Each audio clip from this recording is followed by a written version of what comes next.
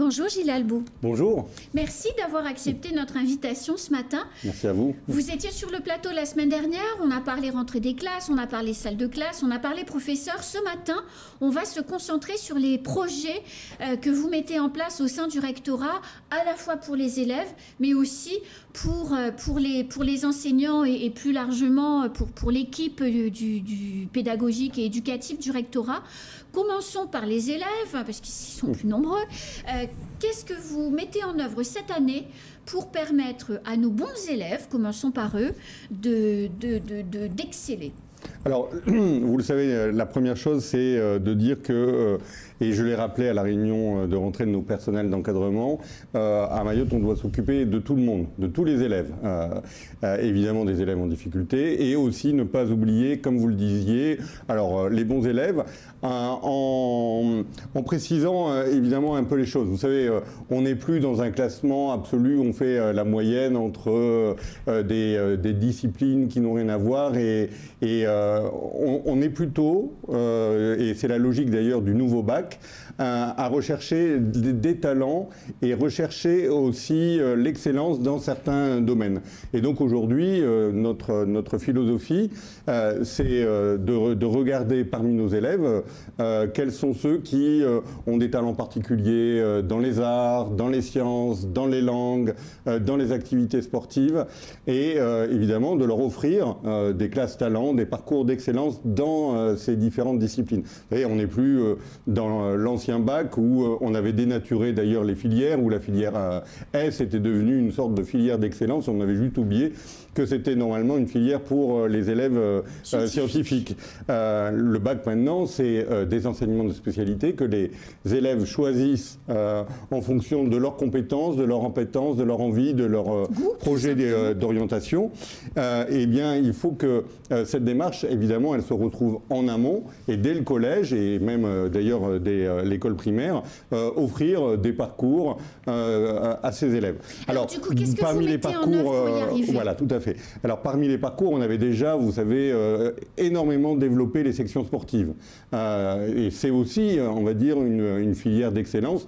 On parlait des Jeux des îles, et je sais que tout Mayotte est tourné, alors déjà vers les prochains Jeux, et on espère organiser les suivants, faire monter là aussi des athlètes et des sportifs de plus haut niveau. On travaille là-dessus énormément aussi avec le conseil départemental sur la création de pôles d'excellence sportive.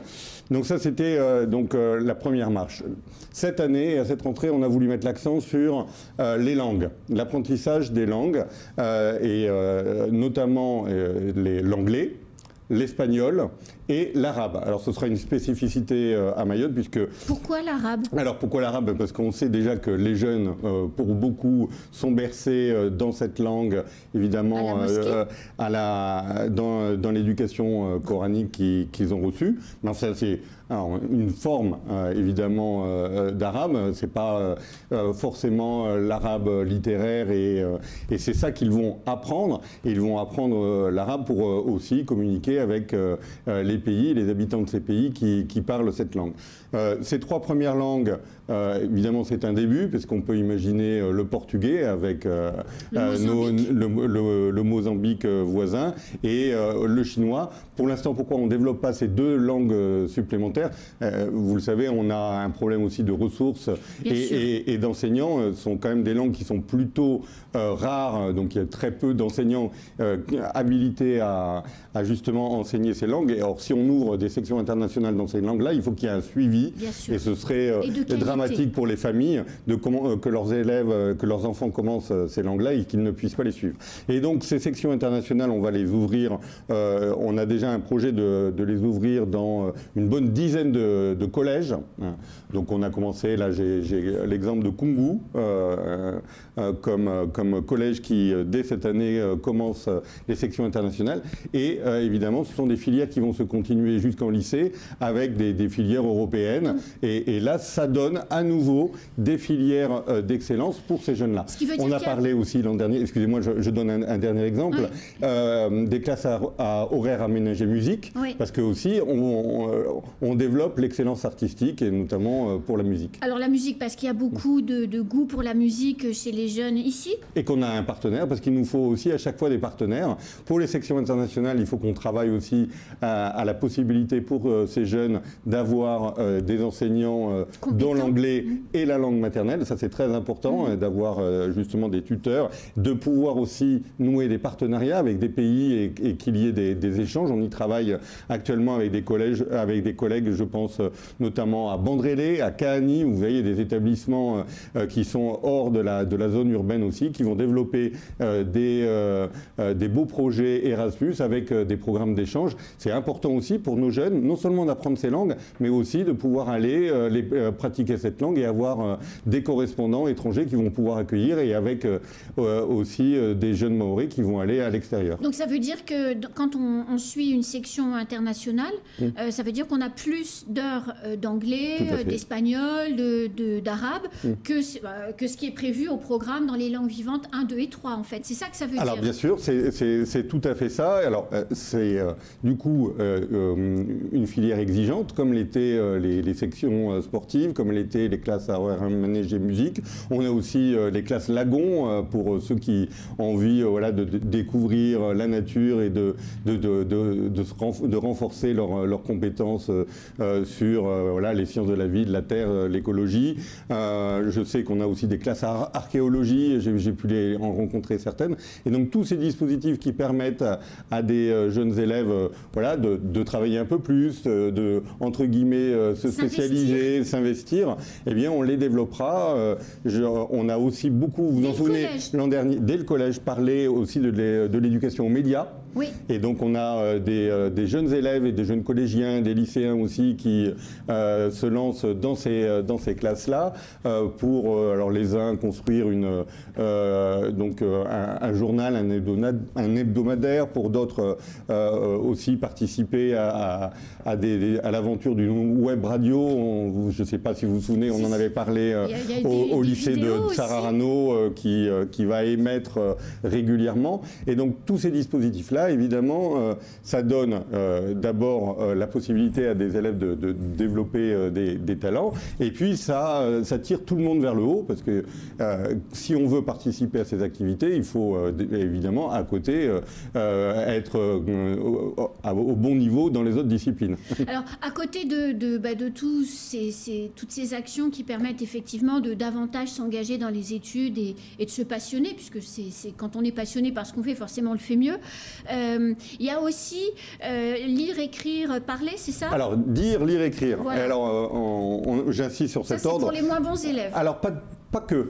Pas que, parce qu'à chaque fois, évidemment, vous avez entendu, alors d'abord, vous m'avez bien entendu, bon élève, pour moi, c'est un terme un peu trop global. On est bon dans... surtout, on essaye de développer le fait qu'on se spécialise et on devient encore meilleur dans telle ou telle discipline. Et donc, dans le dire, lire, écrire, donc on commence par dire, parce qu'évidemment, on veut travailler sur l'éloquence, on veut travailler évidemment sur l'oral et l'oralité. On a des élèves qu'on n'a peut-être pas assez stimulés et incités à parler dès le primaire. On se souvient tous, nous aussi, on a été à l'école où on écoutait la parole du maître. Aujourd'hui, il faut inciter nos élèves à plus parler et surtout plus parler français, parce que ce sont des élèves pour qui, pour la plupart, le français, c'est pas la langue qu'on parle à la maison. Oui. C'est même pas la langue qu'on parle souvent entre jeunes. Et donc, si on parle pas le français en classe dès le plus jeune âge, ensuite, on va avoir des difficultés. Donc, insister évidemment sur l'oralité. Dans ce plan-là, c'est aussi important d'insister sur le fait que, je viens de le dire, le français n'est pas la langue maternelle. Or, la langue maternelle, il ne faut pas l'oublier. Il ne faut pas faire comme si elle n'existait pas. Et au contraire, c'est une richesse pour ces jeunes qui vont très rapidement parler 2, 3 langues, parce que pour certains, ils parlent le shimaoré, le kibushi, le français, et puis, comme on l'a dit, ils vont apprendre aussi l'anglais et peut-être l'allemand ou l'espagnol. Donc, en fait, sont des jeunes qui vont faire de cette difficulté d'apprentissage. Le français n'est pas leur langue maternelle, une richesse, parce qu'on le sait, tous les jeunes et les plus jeunes qui baignent dans un bassin plurilingue vont derrière développer des compétences pour apprendre plus facilement d'autres langues. Donc s'appuyer sur la langue maternelle, alors d'abord évidemment pour bien accueillir l'enfant, je pense notamment à la maternelle, où c'est aussi rassurant de voir que le maître ou la maîtresse appréhende un peu la langue de la maison. Et donc je ne dis pas qu'on va parler que shimaoré à l'enfant, mais déjà lui montrer qu'il y a quand même des ponts, et puis petit à petit s'appuyer sur la langue maternelle pour justement faire des ponts avec le français, voir quelles sont les analogies, quelles sont les différences. Voilà, on dit comme ça en shimaoré, comme si en français les verbes ne se conjuguent pas de la même manière, les adjectifs ne s'accordent pas de la même manière, et petit à petit aussi faire progresser. Ça, c'est le deuxième point. Et puis, vous avez dit, évidemment, attention, c'est pour ceux qui sont en difficulté. Pas que. Pour ceux qui sont en difficulté, le principe, c'est aussi de mettre en place des classes de besoins. J'étais l'autre jour, je crois que c'était au collège de Chiconi, où dès le début de l'année, en 6e, les élèves passent des tests de positionnement, et ensuite, ils vont être dans des groupes de besoins, parce que ceux qui ont, évidemment, des grandes difficultés, c'est pas la peine de les laisser, notamment en français, avec ceux qui ont moins de difficultés. Alors, évidemment, c'est provisoire, c'est normalement fait pour que l'élève qui a des grandes difficultés en français, il y a les mêmes expériences et les mêmes dispositifs dans d'autres collèges, pour que ceux qui ont des difficultés progressent et que ceux qui en ont moins progressent aussi. Hein, il ne faut pas que dans une trop grande hétérogénéité de la classe, tout le monde soit tiré vers le bas. Et donc, pour ceux qui ont moins de difficultés ou pour ceux qui n'ont pas de difficultés du tout, eh bien là aussi les stimuler. On a créé des concours d'éloquence. Oui. Moi, je suis allé voir des élèves qui prennent voilà, des thèmes et font des duels sur ces thèmes. C'est magnifique. Et on voit des élèves qui réussissent et qui, derrière, évidemment, grâce à ce qu'ils ont appréhendé, vont passer des oraux et réussir une scolarité brillante. Mais dans certains quartiers, Gilles Albou, ne nous voilons pas la face, il y a plus d'enfants qui ne parlent même pas shimaoré, hein, qui parlent comorien en réalité, que d'enfants qui parlent français. Est-ce à dire qu'on attend de l'enseignante qu'elle parle comorien dans la classe ? Alors, pas du tout. Par contre, dans ce que j'ai expliqué, dans les dispositifs qu'on a mis en place dès la maternelle, c'est notre approche du plurilinguisme, c'est sur le shimaoré et pas sur le comorien. C'est important de préciser. Je le précise ici parce que je sais que nos parlementaires de la précédente mandature se sont beaucoup battus, et nous avec eux, pour faire reconnaître deux langues régionales, donc le kibushi et le shimaoré. Je précise, c'est le kibushi et le shimaoré. Parce qu'en même temps, évidemment, qu'on appréhende la langue maternelle pour faire progresser l'élève, aussi, on veut faire reconnaître et on veut ne pas oublier ces langues régionales. On sait que ce qui s'est passé, on va dire, dans la France métropolitaine, il y a plusieurs siècles avant, où, évidemment, l'école, c'était il y a plusieurs siècles, a complètement ignoré les langues régionales qu'on a maintenant du mal à faire revivre et parfois on les recrée artificiellement. Ici, nous avons la chance d'avoir une culture très forte, une culture très riche, très belle à Mayotte. Et vous le savez, moi-même, j'ai essayé, je continue d'apprendre un peu le shimaoré. Je trouve qu'on a beaucoup de chance dans cette île d'avoir ces traditions, d'avoir cette langue, d'avoir cette culture. Il ne faut pas la perdre. Mais la culture maroise, c'est deux langues qui sont reconnues. Et donc, notre objectif, c'est aussi qu'à terme, on puisse former des enseignants qui pourront continuer d'enseigner justement ces langues régionales, et pourquoi pas, dans quelques années, d'avoir des options shimaoré ou kibushi pour le bac. Alors, une dernière question, parce que le temps passe très vite, et elle va porter sur les projets que vous mettez en place pour animer la communauté éducative, parce que c'est important aussi de fidéliser les personnels, les professeurs qui viennent de métropole peuvent rester 4 ans, il faut qu'ils restent 4 ans pour permettre effectivement à leurs compétences de s'épanouir et donc pour que ça profite aux élèves. Qu'est-ce que vous mettez en place pour justement accompagner les projets dans les établissements, projets éducatifs, projets pédagogiques, pour, je dirais, tout simplement motiver les profs à rester?